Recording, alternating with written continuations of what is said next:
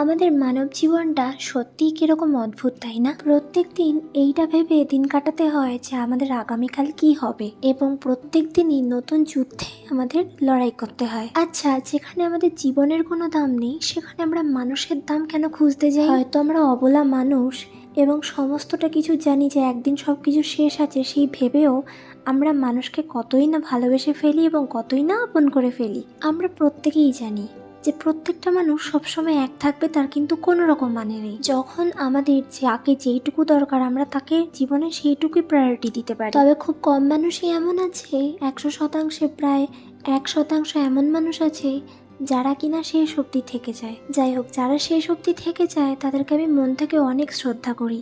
আজ মঙ্গলবার, সকাল এখন প্রায় 10টা। ভোর থেকে রান্নাবান্না কমপ্লিট করে স্নান টান করে এসে ব্রেকফাস্ট করে বেরিয়ে পড়লাম কলেজ যাব বলে। আগের ব্লগগুলোতে তোমাদের বলেছিলাম না যে আমার কিছু কিছু সাবজেক্টে সাপ্লি রয়েছে, কলেজ কমপ্লিট হওয়ার পরেও সেগুলোকে এখন আমাকে দিতে হবে। তো সেই সাপ্লিরই একটা অ্যাডমিট আনতে আমি গেছিলাম। যেদিনকে অ্যাডমিটের ডেট ছিল সেদিনকে আমার একটু শরীর খারাপ ছিল, সেজন্য মেন ডেটে আমি আনতে পারিনি, ওই জন্য আজকেই আমাকে আনতে হলো। বাড়ি আসার পর আমি একটু ভিডিও এডিটিংয়ে বসলাম। তোমরা যারা জিজ্ঞেস করো যে আমি কোন অ্যাপ দিয়ে ভিডিও এডিট করি, আমি নর্মালি ইনশট অ্যাপ দিয়ে ভিডিও এডিট করি এবং আর কিছুই ব্যাপকতর আমি ব্যবহার করি না। যতটা জীবনটাকে এবং ব্লগটাকে সাধারণ রাখা যায় আমি ততটাই চেষ্টা করি। হ্যাঁ বুক, মিথ্যে কথা, অবাঞ্ছিত কোনো কথা বা মিথ্যে কিছু আমি তোমাদের সঙ্গে কখনোই প্রেজেন্ট করি না। যাই হোক, ফ্রেশ হয়েছি, স্নান করেছি বাড়ি এসে আবারও। তারপর কিন্তু আমাদের ঘরে দেখি একটু একটু কোনায় কোনায় ঝুল পড়ে গেছে, সেগুলোই একটু ঝাঁটা দিয়ে পরিষ্কার করছিলাম। ব্যাস, আর এই যে পরিষ্কার করতে গিয়ে আমার আঁকা একটা ড্রয়িং খুলে যাচ্ছিল, তারপর সেটাকে সেলোটেপ দিয়ে আবার আটকে দিলাম। আচ্ছা, আমি কি ভ্লগে এমন কিছু দেখাই যা তোমাদের বাড়াবাড়ি মনে হয়? আমি একটা সমকামী মানুষ, আমি যা করি এবং যেরকম জীবনযাপন করি সেইটুকুই দেখাই। সেটা তো কোনো অপরাধমূলক কাজ নয়। কিছু কিছু মানুষের কেন এত অসুবিধা, কোথায় এত অসুবিধা? যদি অপরিচিত মানুষ হতো তাহলে আমার কিছুতেই খারাপ লাগতো না, মনে হতো 5টা আঙ্গুল সমান নয় হাতের।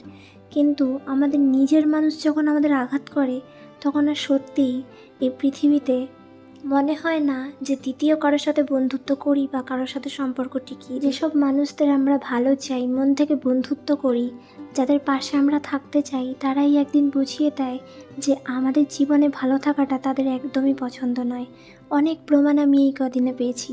আমার এই সাধারণ জীবন, সাধারণতা আর সামান্য কিছু ভ্লগ করাকে আমার নিজের কিছু মানুষ একদম ভালোভাবে দেখে না। অচেনা 5টা মানুষ যদি আমাকে অপমান করে তাতে আমার কিছুই এসে যায় না, কারণ আমি তাদেরকে চিনি না।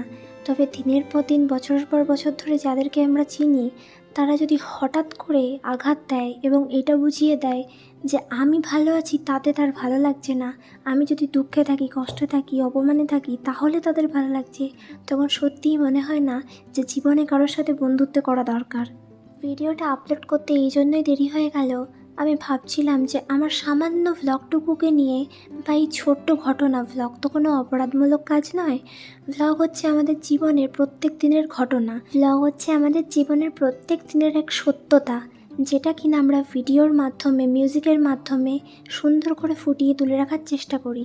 ভ্লগ কিন্তু আমাদের কোনো লাভের জিনিস নয়, ভ্লগ হচ্ছে জীবনের এমন একটা অংশ যেটা করলে দিনের পর দিন মানুষ আমাদের মোবাইলের পেজে আমাদের স্মৃতির পাতায় রয়ে থাকবে এবং সেটা আমাদের শেষ বয়সেও উপলব্ধি করতে পারবো। সেই জন্যই ভ্লগ করা। আর অনেকেই আমাকে তোমরা বলেছো ভ্লগ করে লাভ কী?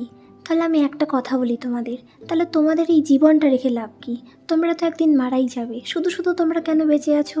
তাহলে তোমরাও 10 বছর পর না মরে এখনই মরে যাও, কেন বেঁচে আছো সেইটা তোমাদের মরতেই হবে। সুতরাং জীবনে সব কিছুই দরকার। অনেকেই বলে তোমার এটা করো না তোমার লাভ নেই, তোমার ওটা করো না তোমার লাভ নেই। আসলে লাভ কিছুতেই নেই। এই যে তোমরা বেঁচে আছো, এই বেঁচে থেকেও কোনো লাভ নেই। কারণ কেন বলো তো? তোমরা মানুষের খুশি দেখতে পারছো না, যে কাউকে সম্মান না করতে পারো, কাউকে ছোট করো না। আমি তো হাজারবার বলছি ভিডিওতে আমি সমকামী, আমি এইভাবেই ভালো আছি। তোমরা যারা স্ট্রেট আছো বা যারা বিপরীতকামী আছো, কই তাদের জীবনে তো আমি বাধা হয়ে দাঁড়াতে যাই না, বা তোমরা খুশি থাকলে আমি অপমান করতে যাই না, বা তোমরা যাই করতে যাও আমি তো কোনো কিছুতে বাধা হয়ে দাঁড়াই না। তবে আমার জীবন নিয়ে তোমাদের এত সমস্যা কিসের আমি বুঝে উঠতে পারি না। এই ভিডিওটা সকলের জন্য ছিল না, যে মানুষকে উদ্দেশ্য করে আমি বললাম তারা নিশ্চয়ই ভিডিওটা দেখে নেবে। এবং একটা কথা ভালো করে মাথায় রেখে দাও, অন্যের খুশি কেড়ে নিয়ে কখনোই লাইফে ভালো থাকা যায় না। নিয়তি বলেও একটা জিনিস আছে, কর্ম বলেও একটা জিনিস আছে। না না না, তোমাদের অভিশাপ দিচ্ছি না, আমার অভিশাপে তোমাদের কিছু যায়ও আসবে না, জীবনে এফেক্টও পড়বে না। তোমাদের দেখার জন্য ওপরওয়ালা আছে। আমার একটা কিছু বলাতে তোমাদের জীবন তো পরিবর্তন হবে না। তোমাদেরকে দেখার জন্য, তোমাদেরকে তোমাদের কর্মফল পাওয়ানোর জন্য ওপরওয়ালা আছে। সেদিকে আমি নিঃসন্দেহে চোখ বন্ধ করে থাকতে পারি। সত্যি কথা বলতে এই ভিডিওটা আমার একদমই এডিট করার কোনো মন ছিল না। প্রায় আজ থেকে 2 দিন আগের ভিডিও, যেটা কিনা আমি গ্যালারিতে ফেলে রেখেছিলাম। তবে ভাবলাম না, থেমে থাকলে চলবে না, আমাকে করতেই হবে, আমাকে পারতেই হবে। আমাকে নিজের মানুষরা এত আঘাত দিচ্ছে শুধুমাত্র একটু ভ্লগ করি বলে, তাদেরকে আমাকে দেখাতেই হবে যে না, তাদের কথায় আমার কিচ্ছু এফেক্ট হয় না। ভ্লগ হচ্ছে মানব জীবনের একটা অংশ, যেটা কিনা সারা জীবন স্মৃতির পাতায় থেকে যায় এবং বয়সকালে সেটিকে যদি দেখা হয় তাহলে মনে পড়ে যে অতীতে আমি কী কী করতাম। তোমরা যখন ছোট ছিলে, ছোটবেলার কত ছবি, ছোটবেলার অনেকেই 90s যদি জন্মে থাকো তাহলে ভিডিও নাই থাকতে পারে। তখনকার দিনে রেয়ার ক্যামেরা ফোন ছিল মানুষের কাছে, ছিলই না বলতে পারো। ওই যে ব্ল্যাক অ্যান্ড হোয়াইট ছবি বা কালার ছবি তোমাদের যে থাকে, সেটা তোমরা কেন তুলে রেখেছো? না, তোমরা তুলোনি, তোমাদের বাড়ির লোক তুলেছে। কেন রেখেছে? যাতে এই বয়সে এসে তোমরা সেই ছোটোবেলাটাকে দেখতে পারো। তাহলে আমার যখন 50 বছর বয়স হবে, তখন কি আমি দেখবো না যে আমি 20 বছর বয়সে, 21 বছর বয়সে কীরকম জীবনযাপন করতাম?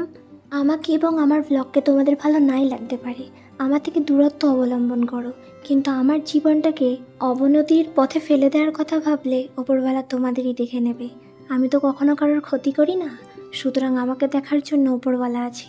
কেউ থাক বা না থাক, ওপরওয়ালা সব সময় আছেন। গল্প করতে করতে আমার মোমো বানানো রেডি। মোমো বানানোর রেসিপিটা এবং কিভাবে কি করলাম, কি কি দিলাম, সেগুলো তো সব ডিটেলসে বললাম না, কারণ আজকে আমার মনটা একদমই ভালো নেই। তবে এই ভিডিওটার ডিটেলস ভিডিও যদি তোমাদের দরকার হয়, কি কি দিয়ে কি কি করলাম, এই ভিডিও এর আগেও অনেক দিয়েছি মোমোর রেসিপি, সেই জন্য আর এই ভিডিওতে বললাম না কি কি দিয়েছি।